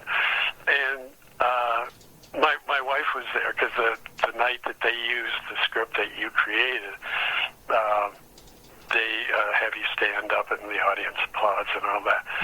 And so she was there with me, and we watched the show, and Wilson came out, and he didn't have the fence, so he's out in the woods. They're camping, and he had a scarf around his face, and I heard the audience kind of go, oh my God. And I was so nervous and kind of excited, I started applauding, laughing and applauding, and everybody followed me. So if you ever see the episode, the first hand applauding is me, out of nervousness. Wow. But at any rate, it worked out in the end. Actually, my second script was over budget too. So the bean counters would say hello to me in the beginning of, when I first got there, but after a while they were too crazy. But I made amends with all the writers, and we're friends to this day. That's cool. Did 3 seasons there. Taylor is still promoting his book, I Think He's Crazy, containing his National Lampoon cartoons.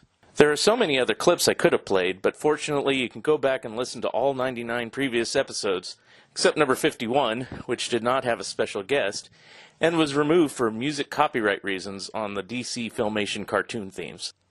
I think the topper of all 99 episodes has got to be the one with Anthony from Facebook, who is also known as the Kingfish. He destroyed episode number 30 with his discussion about Jerry Lewis's unreleased film, The Day the Clown Cried. I leave you with this classic clip. Now, since you're talking about, still buy stuff on VHS, and I'm sure there's tons, but I mean, is there like a wish list or a want list that you have of films that you just are dying to see that just after 30, 40 years of collecting, you still don't see them? What are you looking for? Well, come on, everybody. The Holy Grail is The Day the Clown Cried, Yeah. motherfuckers. That is the Holy Grail. Yes. And give it time. Yes. Give it time. His fucking family, they're sitting on their asses right now, but give it 10, 20 years for a quick buck. They'll release that fucking film.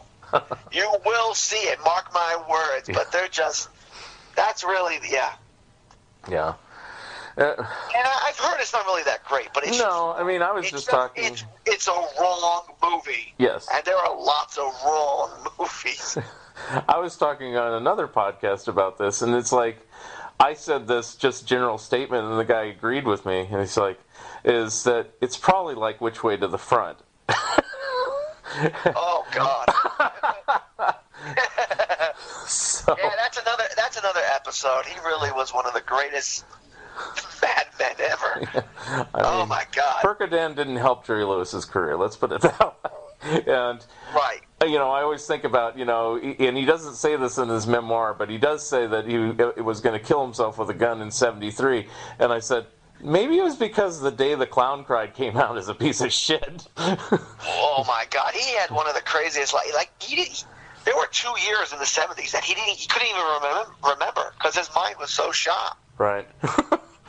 Well, you know what I have on VHS? Slapstick of Another Kind. Oh, wow. That is pretty rare. It was just pure evil. That hasn't been released on DVD or Blu-ray. So sometimes it's worth, if you see these old VHS tapes, pick them up. Wow. I'm trying to think of other films. Well, have you seen the Jerry Lewis films? It's in the Jerry Lewis films book. He did a couple films for France.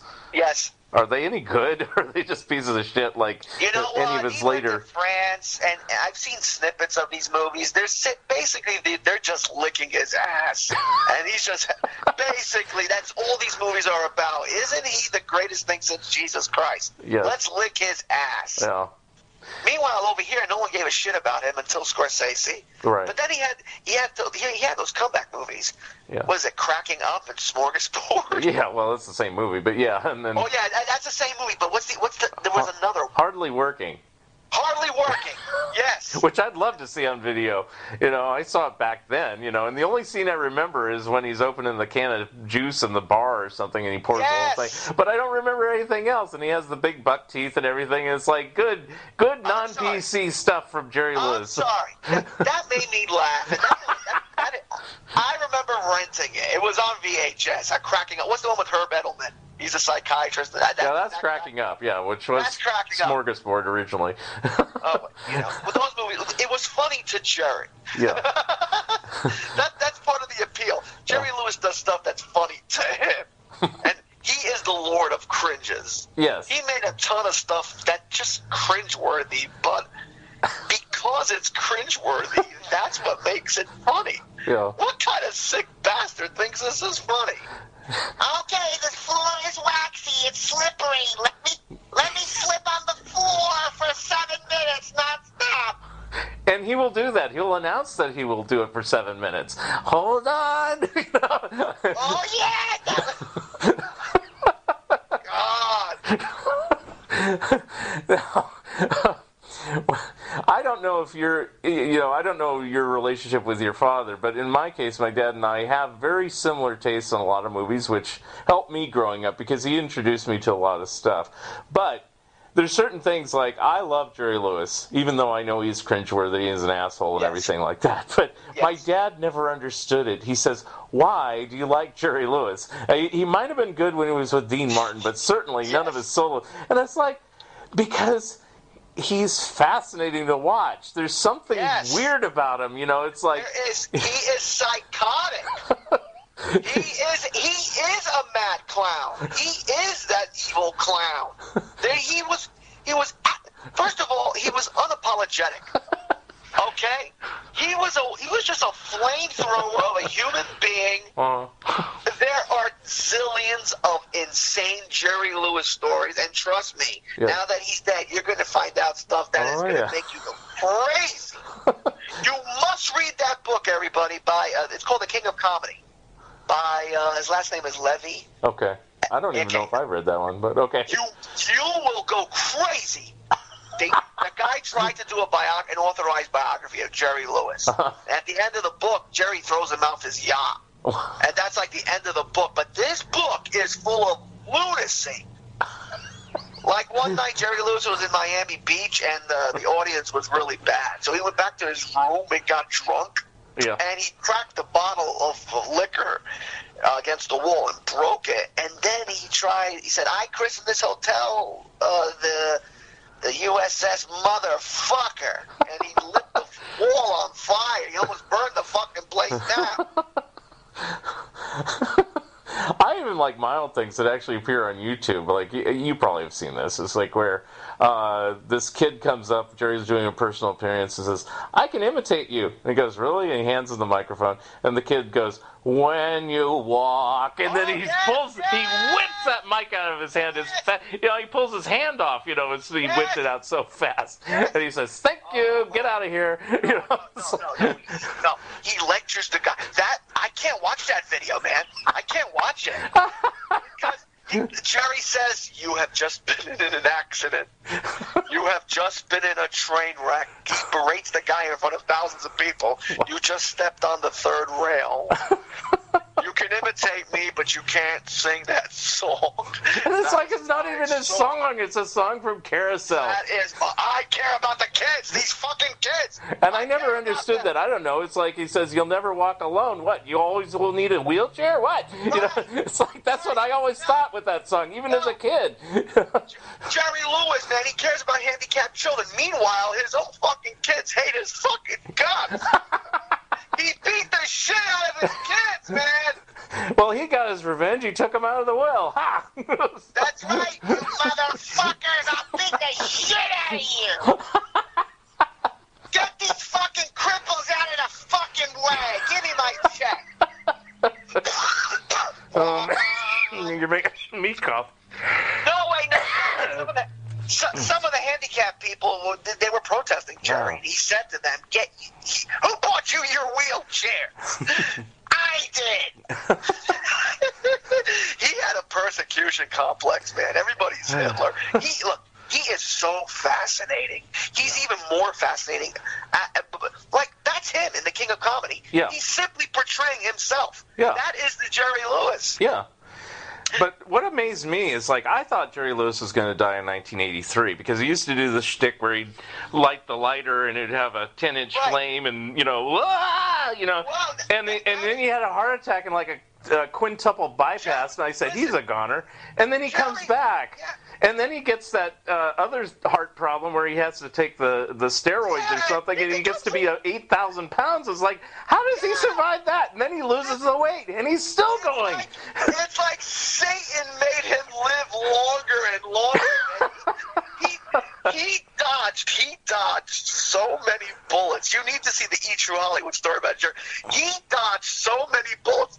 I'll never forget when I saw him. He was like a whale. I couldn't stop laughing. I'm like, this guy has had one hell of a life. And one thing that is on YouTube, which is a great thing if they haven't taken it down, is where he is singing "You'll Never Walk Alone" with little clips every year from like 76 to the end, and it's like you see him gaining the weight, and then he loses it, and then he grows a third tail, and then he's like, it's like, what is going on with this guy?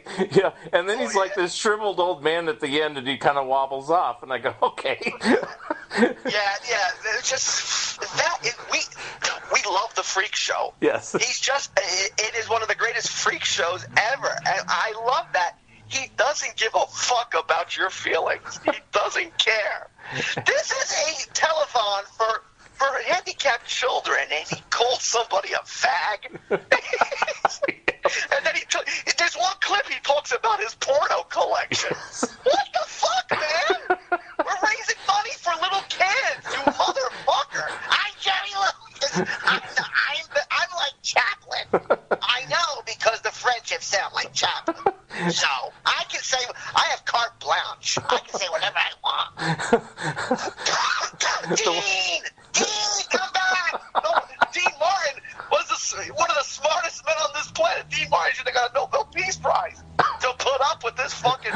going to say for breaking up with them. Oh my God, a fucking monkey on PCP. It's like I could finally have a hit record. I could finally start a proper movie career. It's like fucking Jew bastard, I'm out of here, you motherfucker.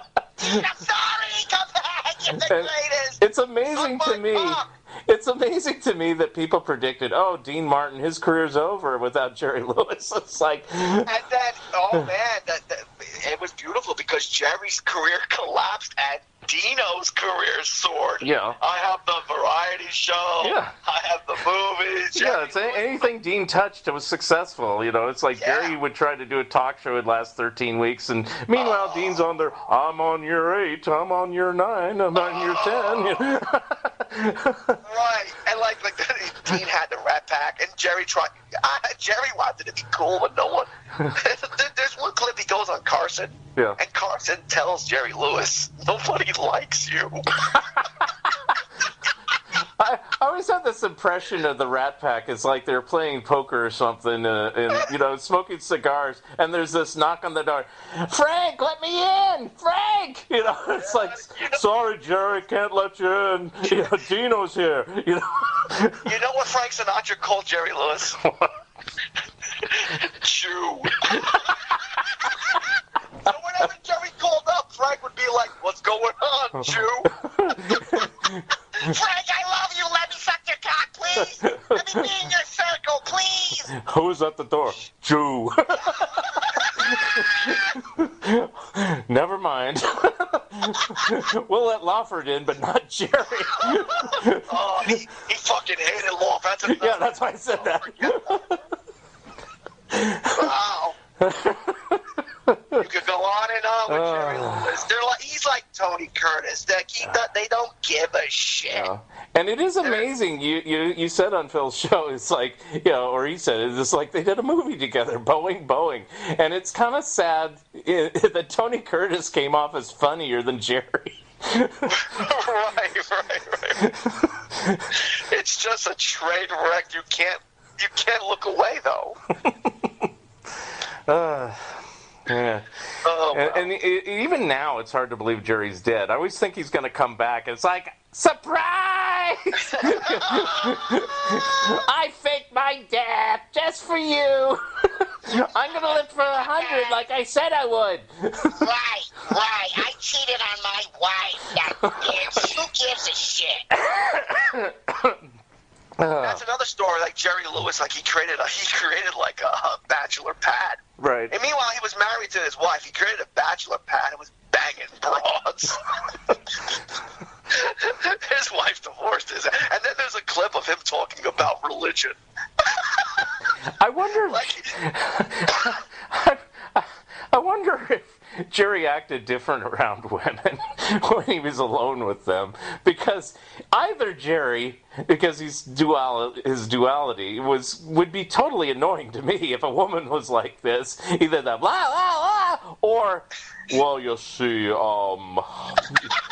I think right now we'll be undressing and taking our clothes off. That type of thing. And remember, Jerry Lewis always has a phantom lozenge in his mouth.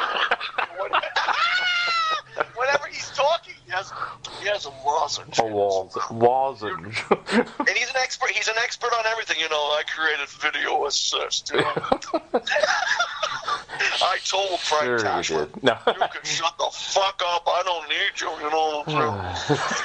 These kids today, they need a good whipping, because I'm like Chaplin, and if I want to jerk off on these bitches at my house, my kids should shut up, because I know what I'm talking about.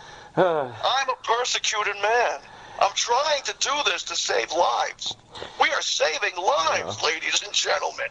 Get on the phone. There's one clip where, everybody's doing cocaine. Take that money for cocaine and give it to the kids. Yeah. What kind of mind does that work? There's 2 Jerry Lewis appearances. I'm sure there's others like this, but they just boggle my mind. One, and it's just because out of step, or just his own world he was always in. If you see the Jack Benny birthday special that came out 50 years ago this month, everybody does their little cameo. Even Lawrence Welk comes out and actually is pretty funny. And then Jerry does his, and it's like the laughter stops. It's like, it's on YouTube. Watch it. It's like, everybody's like, "Hey, Jack, it's great." And, Dan Blocker comes in there and says some jokes. Don Wilson comes on there. They all trade shtick with Jack, and Jack does his typical, "Well," and all that stuff. And then Jerry comes out, and Jack tries. He goes, "Oh, hi, Jerry." And it's like, and then Jerry just does like kind of his weird, kind of semi-serious Jerry, and it's like, right. Get off the stage. If I was Jack Benny, I would have said that. But Jack was too nice. Jack would never say that. Jerry Lewis was a dropout. He punched out his principal. Oh, God. But I say that because Jerry Lewis, just watch any interview with him. Yeah. He is one eloquent lunatic. Yes. and it's just fascinating. Yeah. I mean, occasionally he had little bits of brilliance, which I love. It's like if you find like the clip in the 80s with Letterman, and he says, "Can you do a lady?" And he goes, "Lady!" like that. And it's like, oh, wow, he can turn it on like that, but most of the time he has it off. It's like... Right, it's just... you cringe. And I went to go see him like 6-7 years before he died. He was nearby, and I caught one of his shows. And basically, he comes out, he does the most politically incorrect jokes, tired jokes that died 60 years ago. He's doing these jokes, and then he shows clips. And then the last hour of the show was the worst Q&A session I ever witnessed in my life. Every fan came up to the microphone and he shot them down. "Jerry, can you sing a song?" "No." "Next question." "Jerry, I love you." "Okay." He said to the audience, I know you all love me. Don't come up to the microphone and tell me that. Just get to your question so we can get out of here. Some lady was crying, "Jerry, I love you." And he called her Broderick Crawford. He said, "You look like Broderick Crawford." Wow. Who the fuck that? Who insults the audience like that? I mean, not even Don Rickles would soften the blow. No, Jerry would insult people that came to see him. There's a great article online called "Jerry Lewis is Alive and is Still an Asshole." Well, yeah. And that's what it's called. And it was written by a guy who went to one of his shows. You have to read this. What he would put the audience in a meat grinder. He would insult everybody and everything. Jeremy, can you talk about your family? Next question. I'm not going to discuss my family. So for 1 hour, I was cringing. I wanted to stay, but I wanted to leave. I almost went up to the microphone and I said, "Fuck this. He's going to shoot me. I'm going back to my seat." I was going to ask, did you bother to ask a question? No, because he sent me an autograph photo. Okay. And I just want to keep that memory. Like, he liked me. I don't want to remember that. Totally. "Sit down, you greasy motherfucker. Give shit." I mean, these people paid $50, $100. And Jerry Lewis is pissing on everybody. Wow. And then he did the announcer's test. The announcer's test, he reads off 2 swans, 3 boiled eggs, 4 horses. Right. And then he said, "Okay, thank you, good night." Well, did he finish it? That's all I remember, the Tibetan memory tricks. He did it. Yeah, he was a genius, but this guy had a vicious, mean streak. It was like walking through a minefield. Like, you didn't know what would set him off. That's why the Nutty Professor is like almost the Jerry Lewis film. Yep. He did have a Jekyll Hyde personality. Yeah. He was bipolar. He was all over the place. You never knew what Jerry Lewis you would see in the next second. Yeah. And Buddy Love certainly was future greasy hair Jerry. It's like, because he pretty much kept his hair not greasy too much in his 50s and 60s movies. It was more of a buzz cut, except maybe later on. But then in the 80s, all those slimy King of Comedy, I comb my hair with buttered toast type films. And the tan. He always had the tan. And the pinky ring. Yes. The pinky ring. Yeah. And kind of the swagger walk. It's like... Right, I'm a Goomba, you know what I'm saying? Jeez. You must feel insulted. Jew. Oh, yeah. What's going on, Jew?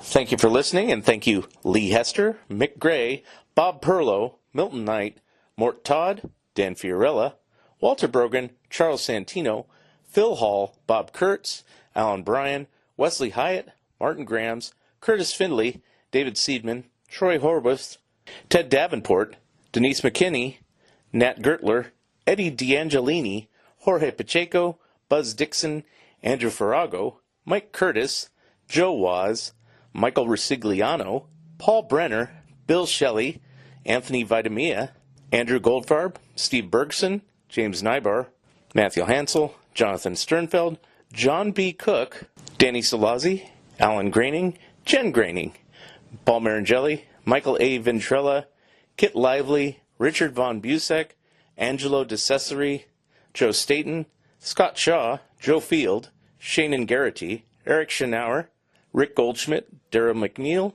Barry Dutter, J. David Spurlock, Ron Ferdinand, Peter Bagge, Guy Gilchrist, Michael Aushenker, Richard Becker, Steve Darnall, Sean Clancy, Andy Mangles, Joe Ferrara, Michael Urey, Bill Morrison, Roger Brown, Tom Richmond, Dan Parent, Phil Schlafer, Michael Gerber, Danny Fingeroth, Matthew Hahn, Malcolm Mobutu Smith, Stan Mack, B.K. Taylor, Sam Henderson, Phil Strangolagali, Bruce Bollinger, Peter Maresca, Charles F. Rosenay, Greg Airbar, Jerry Beck, Tim Hollis, Fred Velez, Tommy Burns, Daniel Sam, Aaron Carnes, Grant Geisman, Matthew LeBlanc, and Alexis Haina, for all being my special guests.